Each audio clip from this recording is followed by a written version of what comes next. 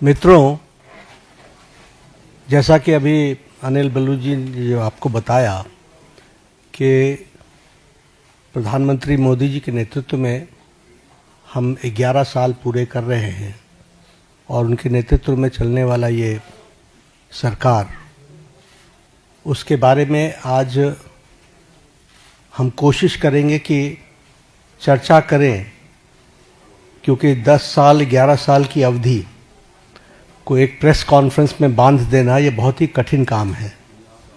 लेकिन फिर भी जो विकसित भारत और विकसित भारत में अमृतकाल और अमृतकाल के लिए जो सेवा, सुशासन और गरीब कल्याण, इस पे जो समर्पित 11 साल प्रधानमंत्री मोदी जी के नेतृत्व में कार्य हुआ है, वह स्वर्ण अक्षरों में लिखे जाने वाला कार्य हुआ है।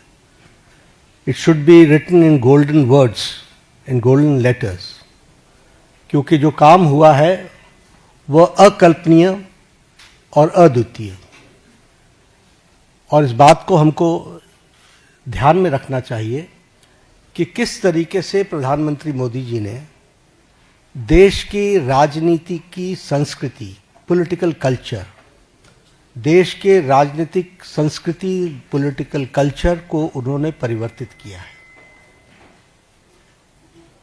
देश 11 साल पहले तुष्टीकरण पर और तुष्टीकरण के साथ साथ समाज को खंडित करके अपनी कुर्सी को सेव करना, यह एक राजनीतिक संस्कृति का तरीका बन गया था। लेकिन प्रधानमंत्री मोदी जी के आने के बाद जब मैं कहता हूं कि he change the political culture of the country, तो politics of performance, responsive government, responsible government, एक जिम्मेवार सरकार, एक जवाबदेह सरकार, और इसके साथ साथ हम ये कहेंगे कि पॉलिटिक्स ऑफ रिपोर्ट कार्ड, यानी हम अकाउंटेबल गवर्नमेंट, जो हम काम कर रहे हैं उसको हम जनता के सामने अकाउंट करते हुए चीज़ों को रखें। ये नई संस्कृति पैदा हुई, और इसलिए मैं बड़े गर्व के साथ ये कह सकता हूँ कि पिछले 11 साल में मोदी जी के नेतृत्व में चलने वाली सरकार ने भारत की राजनीति की संस्कृति को बदलकर न्यू नॉर्मल, न्यू ऑर्डर को स्थापित किया है। और यह सरकार एक असरदार सरकार है, इफेक्टिव गवर्नमेंट। यह सरकार दमदार सरकार है, और यह सरकार मजबूत फैसले लेने वाली सरकार है, आर्थिक अनुशासन लाने वाली सरकार है। पिछले 11 वर्षों में जो आर्थिक अनुशासन लाया गया, उसके लिए जो बोल्ड डिसीजंस लिए गए और उस समय जनता को साथ लेकर के किए गए, ये सारी बखूबियां हमको समझने की आवश्यकता है। ये जैसा मैंने कहा कि रिस्पॉन्सिबल सरकार है, रिस्पॉन्सिव सरकार है, पीपल लेड गवर्नमेंट, जनता को साथ लेकर के चलने वाली सरकार, और पीपल्स पार्टिसिपेशन, इसको भी हमने बखूबी देखा है। और हम सब जानते हैं कि ये सरकार पिछले 11 सालों में ट्रांसपेरेंसी की नई मिसाल पेश की है। इट्स ए ट्रांसपेरेंट गवर्नमेंट, और ये फ्यूचरिस्टिक गवर्नमेंट है। ये भविष्य को देख करके चलने वाली सरकार है। भविष्य को किस तरीके से हम आगे देश को ले जाना चाहते हैं, इसके बारे में सोच करके काम को करने वाली सरकार है। और इसीलिए वी टॉक अबाउट विकसित भारत, और विकसित भारत का ये अमृतकाल, और ये 10 साल 11 साल ने विकसित भारत का बेस बनाया है। This we have to understand. और इस बेस को बनाने के लिए जो भी फैसले लेने थे, वो सारे फैसले लिए गए। आज के दिन मैं 2014 से पीछे जाऊं, इसकी आवश्यकता नहीं है, लेकिन हमको ये याद रखना चाहिए कि that government before 2014 was full of corruption. भ्रष्टाचार से आकंठ डूबी हुई सरकार थी, घोटालों से में संलिप्त सरकार थी, वाली सरकार थी। एक नेगेटिविज्म का वातावरण था, कुछ नहीं बदलने वाला, लेकिन 2014 के बाद हमने ऑप्टिमिज्म देखा है. The shift, when I talk about political culture, I talk about the shift from negativism to positivism. आज हम मतलब मैं नहीं, भारत का आम नागरिक कहता है मोदी है तो मुमकिन है. मोदी जी के बारे में ये धारणा बनना, समस्याओं का सॉल्यूशन करेंगे और समस्याओं को सॉल्व करेंगे, ये आम व्यक्ति की धारणा बन गई है. और इसीलिए हम ये भी कह सकते हैं कि ऑप्टिमिज्म में विकास, आविष्कार और नवाचार, ये तीनों चीजें जुड़ी हैं. आज हम डेवलपमेंट भी कर रहे हैं और उसके साथ साथ हम बेस्ट प्रैक्टिसेस भी ला रहे हैं, नवाचार भी हो रहा है और इस तरीके से विकास के काम को आगे बढ़ाया है. अगर मैं मोदी जी के शब्द में बताऊं तो उन्होंने कहा है कि this decade will prove to be the base of the development of the future Viksit Bharat. और इसी काम को लेकर के जो हम लोगों ने उनके नेतृत्व में जो उन्होंने नीतियां दी, परफॉर्म, ट्रांसफॉर्म, रिफॉर्म, इसको हर पॉलिसी में हम सबको देखने को मिलता है, हर नीति में हमको देखने को मिलता है. एवरी पॉलिसी आप देखेंगे तो इट्स डिफरेंट. आप ही लोग कहते थे, सब लोग, लोकसभा में टर्नआउट 58.46% रहा और विधानसभा J&K के इलेक्शन में turnout was 63%. This is the change and this is the result of the bold decision taken. अगर हम उसी तरीके से बात करें एबॉलिशन ऑफ ट्रिपल तलाक, सब लोग जानते हैं कि ट्रिपल तलाक मानवता के लिए और ह्यूमैनिटी के लिए और महिलाओं के लिए एक बहुत बड़ी त्रासदी थी, ट्रेजेडी थी. लेकिन चुप बैठे हुए थे, सुप्रीम कोर्ट भी बोल रहा था. लेकिन ये बोल्ड डिसीजन लेना और ट्रिपल तलाक को समाप्त करना, जबकि इस्लामिक कंट्रीज में और हमारे नेबरिंग कंट्रीज में कहीं भी ट्रिपल तलाक नहीं है. Bangladesh, Pakistan, Afghanistan, Syria, Iran, Iraq, Malaysia सब डोमिनेटेड मुस्लिम देश रहे हैं और इस्लामिक देश रहे हैं. लेकिन यहां भी ट्रिपल तलाक नहीं था और हमारे यहां ट्रिपल तलाक चल रहा था. एक बोल्ड डिसीजन लिया गया. उसी तरीके से enactment of the new Waqf act हम लोग डिस्कशन कर रहे हैं. वी नो किस तरीके से एक नैरेटिव बनाने का प्रयास हुआ, लेकिन in the interest of the nation, देश के इंटरेस्ट में और उस कम्युनिटी के इंटरेस्ट में वक्फ बोर्ड बनाने की न्यू एनैक्टमेंट की आवश्यकता थी. वो बोल्ड डिसीजन लिया गया. उसी तरीके से सिटीजन्स अमेंडमेंट एक्ट, उसी तरीके से डीमोनेटाइजेशन, उसी तरीके से मोर देन 3 डिकेड्स हम विमेन रिजर्वेशन की तरफ नहीं बढ़ पाए, लेकिन 33% विमेन रिजर्वेशन देने का काम प्रधानमंत्री मोदी जी के नेतृत्व में हुआ. और उसी तरीके से अगर हम देखें इकोनॉमिक डिसिप्लिन के लिए, इकोनॉमिक डिसीजन में भी बहुत गहरी सोच के साथ जो आर्थिक जगत को बहुत तीव्र गति से आगे खड़ा कर सके, इसके लिए निर्णय लिए गए.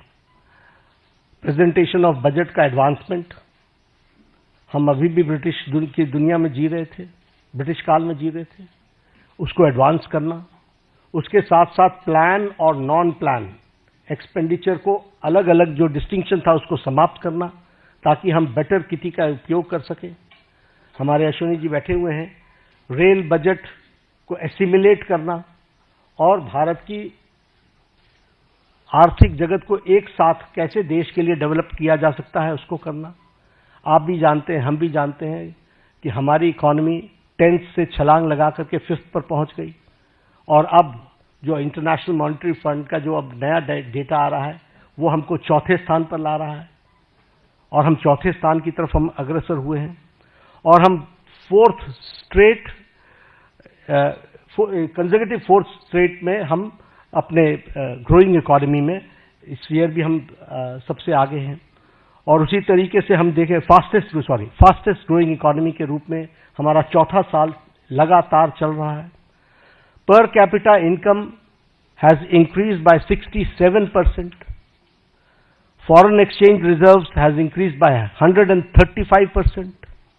exports at the record of to the US dollars is 825 billion.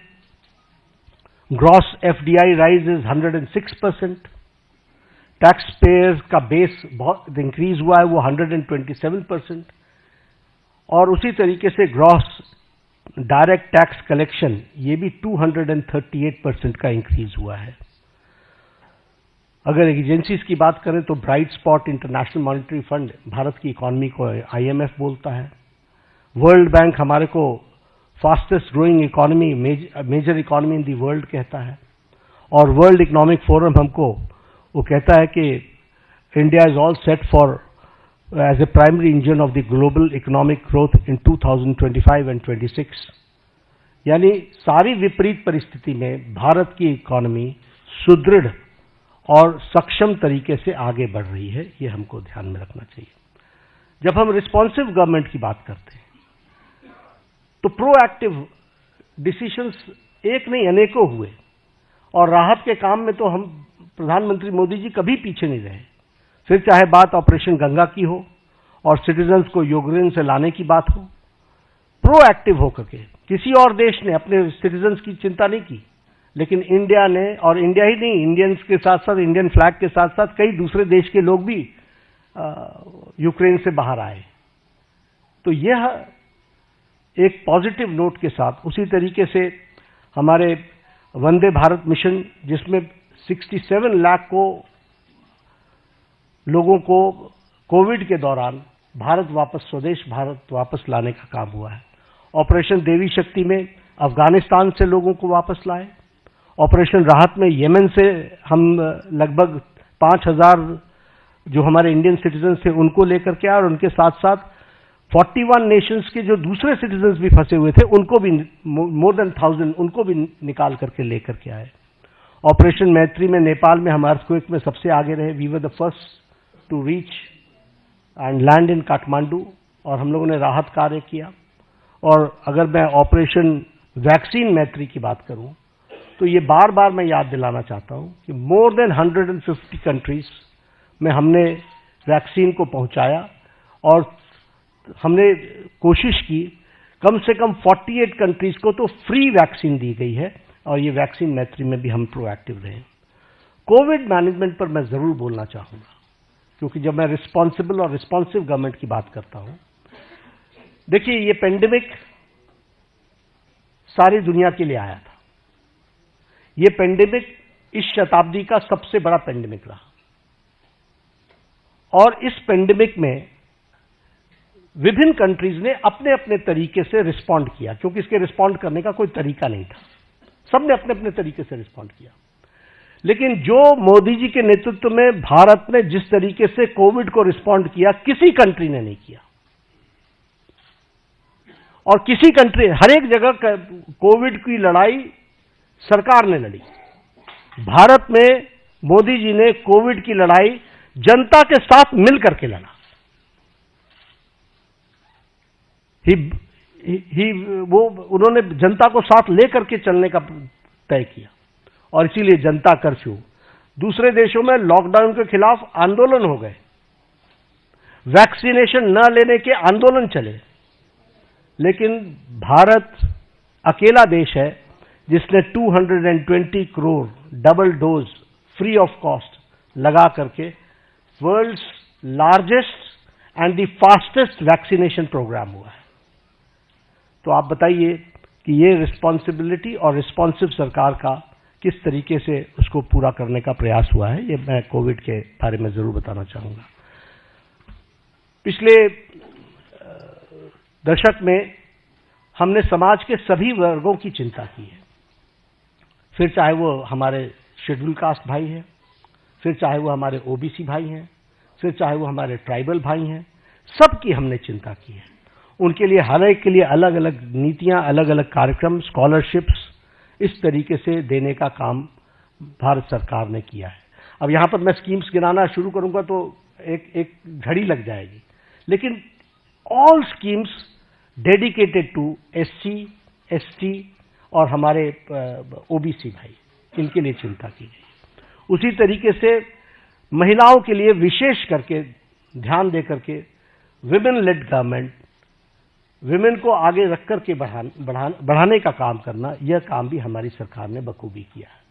और जब हम ये विमेन की बात करते हैं, फिर हेल्थ के सेक्टर में आप ले लीजिए, right from conception to delivery, फिर डिलीवरी के बाद vaccination, all programmes have been taken by government of India, all programmes.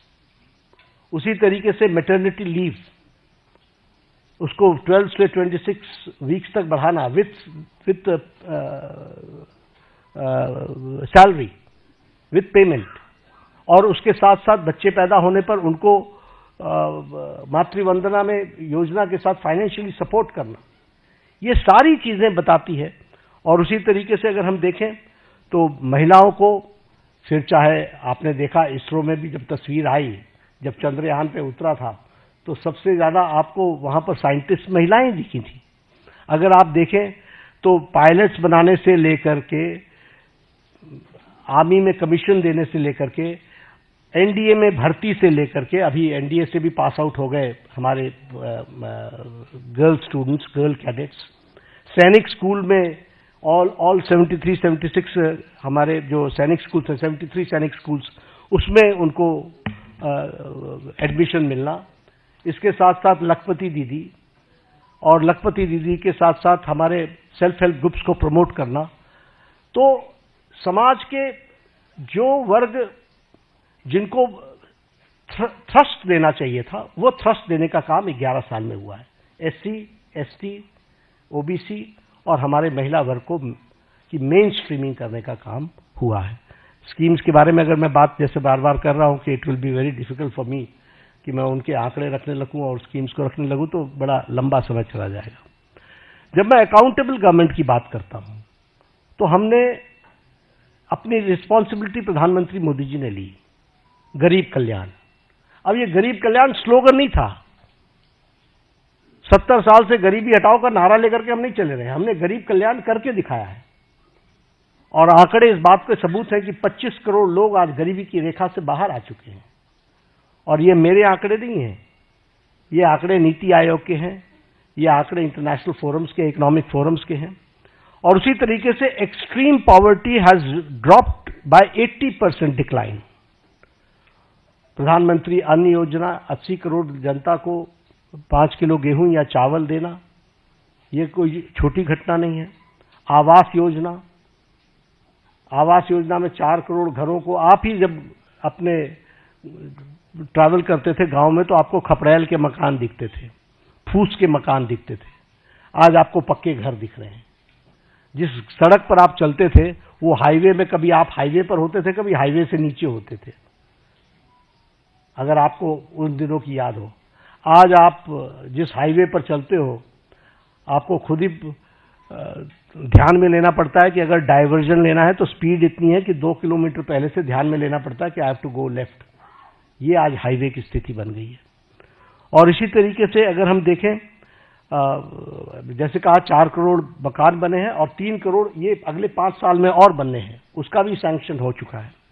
उसी तरीके से उज्ज्वला योजना, 100% इलेक्ट्रिफिकेशन, और 100% इलेक्ट्रिफिकेशन के साथ साथ जल जीवन मिशन, और जल जीवन मिशन में 364% हमारा घर का टैप कनेक्शन हम लोग दे पाए हैं। इस तरीके से काम हुआ है। प्रधानमंत्री किसान सम्मान निधि में किसानों को मेन स्ट्रीमिंग की गई है। प्रधानमंत्री फसल बीमा योजना में उसमें भी मेन स्ट्रीमिंग की गई है। और जैसा मैंने कहा कि 100% इलेक्ट्रिफिकेशन में सौभाग्य योजना हो, चाहे उज्ज्वला योजना, उजाला योजना हो, इन सारी योजनाओं के माध्यम से सारे कामों को आगे बढ़ाया गया है। जीवन for the insurance, may it be for accident और may it be term life insurance, इसको भी लगभग 40 crore people have been covered in this. आज 40 करोड़ से ज्यादा लोग इसमें कवर हुए हैं। और ये कौन लोग हैं? जो लोग अफोर्ड नहीं कर सकते थे, जो marginal section of the society थी। और जैसा मैंने कहा कि पब्लिक पार्टिसिपेशन, इस पर विशेष बल दिया गया। एक उदाहरण मैंने कोरोना का आपको दिया। कोरोना भारत सरकार के साथ साथ जनता ने लड़ा है, बाकी सब जगहों पर नहीं लड़ा है, बाकी सब जगहों पर स्ट्राइक्स हुई हैं। They have rejected the initiatives taken by government, vaccination का भी हो चाहे लॉकडाउन का भी हो, हर एक मामले में उनको विरोध हुआ है। लेकिन यहां पर पीपल्स पार्टिसिपेशन, पीपल को साथ लेकर के चले। और अगर मैं बात करूं तो डीमोनेटाइजेशन की, मुझे याद है उस समय हमारे राजनीतिक दल लाभ उठाने के लिए किस तरीके से जनता को उकसा रहे थे। आप भूल गए होंगे, मैं भूलता नहीं, किस तरीके से जनता को उकसा रहे थे। लेकिन भारत का आम व्यक्ति बैंक के सामने घंटों खड़ा रहा, लेकिन he supported the demonetisation programme. This is people's participation. और ये मैं इसलिए बताना चाहता हूं कि लीडरशिप पर भरोसा होता है तो किस तरीके से जनता बिहेव करती है, this we have to understand. अगर मैं बात करूं न्यू एजुकेशन पॉलिसी की, यही देश है जहां एजुकेशन पॉलिसी को लेकर एजुकेशन की मिनिस्टर्स की कॉन्फ्रेंस एक साथ नहीं हो पाती थी, वहां आज हम एजुकेशन पॉलिसी पर एक साथ आ गए। क्यों? क्योंकि कंसल्टेशन इतना वाइड हुआ कि उस कंसल्टेशन के कारण सीमलेस तरीके से न्यू एजुकेशन पॉलिसी 2020 आई। हेल्थ पॉलिसी 2017 की, आपको पता ही नहीं चला कि नई हेल्थ पॉलिसी आ गई। आपको इसलिए नहीं पता चला क्योंकि कोई झगड़ा नहीं हुआ, कोई इश्यू क्रिएट नहीं हुआ, कोई ऐसी चीज नहीं आई। और कंसल्टेशन इतनी वाइड हुई और इतनी होलिस्टिक अप्रोच में हुई कि वह सब भी आप लोगों ने देखा है। स्वच्छ भारत अभियान, आपके ही आंकड़े बताते हैं कि one of the most successful programme. सिर्फ टॉयलेट्स बनाना ही नहीं, लेकिन हेल्थ के इंडिकेटर से भी ले तो हमको स्वच्छ भारत अभियान का सीधा सीधा फायदा दिखता हुआ नजर आता है। जब हम देखते हैं कि हमारे बच्चों के जो उनको जो प्रॉब्लम्स होती थी उसमें डिक्लाइन आ गया है, तो ये सारी बातें हमको जनता के सपोर्ट से मिली हैं। जब मैं ट्रांसपेरेंट गवर्नमेंट की बात करता हूं तो आपने देखा होगा डीबीटी का लगभग 130 टाइम्स ट्रांजैक्शन बढ़ गया है। और उसी तरीके से जैम ट्रिनिटी ने 3.9 लाख करोड़ की लीकेज को रोका है। और उसी तरीके से हमारे ट्रांसपेरेंट टैक्सेशन को और उसको भी हम लोगों ने लॉन्च किया ताकि ट्रांसपेरेंट टैक्सेशन का प्रोसेस को अडॉप्ट करे और कोई भी ऑनेस्ट टैक्स पेयर को उसका लाभ मिल सके। प्रगति के माध्यम से सारी स्कीम्स को एक तरीके से कोशिश की गई है कि जो रुके हुए प्रोजेक्ट्स थे जिसके बारे में चर्चा नहीं होती थी वह भी चर्चा हो और उसको भी सही ढंग से हम जनता के लिए समर्पित कर सके, इस बात का प्रयास हुआ है। कोऑपरेटिव फेडरलिज्म की अगर मैं बात करूं तो ये स्लोगन नहीं है, जीएसटी इज एन एग्जाम्पल और ये बोल्ड डिसीजन का एक एग्जाम्पल है। आखिर जीएसटी के पीछे डेलिब्रेशंस तो सालों से चल रही थी, why it was not implemented. और इम्प्लीमेंटेशन में 17 टैक्सेस, 13 सेसेस, सरचार्जेस को सब्स्यूम किया गया है और सभी स्टेट्स एक साथ एक प्लेटफॉर्म पर आए हैं और आज tax collection 20.8 lakh crore a year हो चुका है। उसी तरीके से टैक्स डिवोल्यूशन को स्टेट्स को 283% बढ़ा है।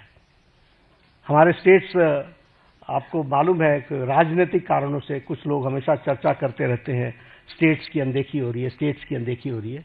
The increase is 283% increase. और मैं बतौर हेल्थ मिनिस्टर कहता हूं कि जब भी कोई आता है हम हमेशा सबको बोलते हैं finance is not the problem, implementation is your problem. आप उसको इंप्लीमेंट करो, फाइनेंस की कोई प्रॉब्लम नहीं। और ये इसको हम करके दिखा रहे हैं। उसी तरीके से हमारी नीति आयोग की रेगुलर मीटिंग्स होना, चीफ मिनिस्टर्स का पार्टिसिपेट करना, कोरोना के दौरान 11 फॉर्मल मीटिंग्स हुई। इसलिए कोऑपरेटिव फेडरलिज्म में सबको साथ लेकर के चलने का मोदी जी का मन और मोदी जी के द्वारा हमेशा उसको आगे बढ़ाने का काम किया गया है। और स्टेट्स को, और प्रधानमंत्री जी ने तो कई बार कहा है कि अगर देश को आगे बढ़ाना है तो हमको प्रदेशों को आगे बढ़ाना पड़ेगा। और ये एस्पिरेशनल डिस्ट्रिक्ट्स के लाने के कॉन्सेप्ट किसने दिया? ये मोदी जी ने दिया। ये स्टेट्स के ही तो डिस्ट्रिक्ट्स हैं जिनको मेन स्ट्रीमिंग करने का और उनको ताकत देने का काम किया जा रहा है। फ्यूचरिस्टिक गवर्नमेंट है। और फ्यूचरिस्टिक गवर्नमेंट अगर हम कहते हैं तो चाहे वो इंडिया का एआई मिशन हो, फिर चाहे वो हमारा स्कीम्स को आगे बढ़ाने का हो, चंद्रयान 3 हो, आदित्य L1 हो, या फिर गंगायान मिशन हो, ये सब देश को फ्यूचरिस्टिक दृष्टि से कैसे देख रहे हैं उसका एक जीता जागता तस्वीर है। और फ्यूचरिस्टिक गवर्नमेंट का सबसे बड़ा एग्जाम्पल है विकसित भारत की कल्पना को साकार करना। उसके लिए हम कटिबद्ध हैं, उसको हम आगे बढ़ा रहे हैं। एक बात और मैं कहना चाहूंगा कि प्रधानमंत्री मोदी जी ने हर समस्या को सामने से कन्फ्रंट किया है। He has confronted from the front, कभी इधर उधर की बात नहीं की है। और आज मैं इसकी चर्चा जरूर करना चाहूंगा और आपको याद दिलाना चाहूंगा। एग्जाम्पल्स मेरे पास बहुत है, लेकिन जब उरी की घटना घटी तो प्रधानमंत्री जी ने अपने भाषण में कहा था, इसका जवाब दिया जाएगा। For the first time a prime minister ने अपने दुश्मन को सीधा सीधा संकेत किया। यह पहली बार किसी प्रधानमंत्री ने किया। आप सब लोग इंटरनेशनल पॉलिटिक्स को समझते हैं, इसके वाक्य का अर्थ समझना चाहिए। और उसके बाद सर्जिकल स्ट्राइक हुआ। जब पुलवामा की घटना घटी तो आप शब्द याद कीजिए, प्रधानमंत्री ने कहा था कि तुमने बहुत बड़ी गलती कर दी है, इसका खमियाजा तुमको भुगतना पड़ेगा। और उसके बाद बालाकोट का एयर स्ट्राइक हुआ। इस बार बिहार में पटना में, सीवान था शायद, मधुबनी में उन्होंने क्या कहा? उन्होंने कहा कि तुम्हें कल्पना से भी बाहर जवाब दिया जाएगा। और आपको मालूम है कि उनके ठिकाने, टेररिस्टों के ठिकाने और उनके एयरबेस सारे के सारे ध्वस्त कर दिए गए, बियॉन्ड उनकी कल्पना से। तो और ये न्यू नॉर्मल बन गया है। This is the new normal.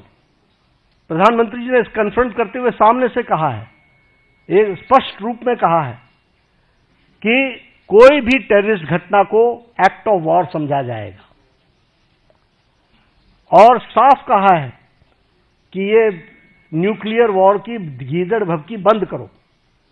और साफ कहा है कि टेररिस्ट और टेररिस्ट को संरक्षण देने वाले में अंतर नहीं समझा जाएगा। तो हमें समझना चाहिए कि हम, चाहे वो कोरोना की घटना हो, चाहे वो टेररिज्म की घटना हो, किसी भी घटना को कन्फ्रंट इस सरकार ने पिछले 11 सालों में सामने से किया है और उसका मुंहतोड़ जवाब दिया है।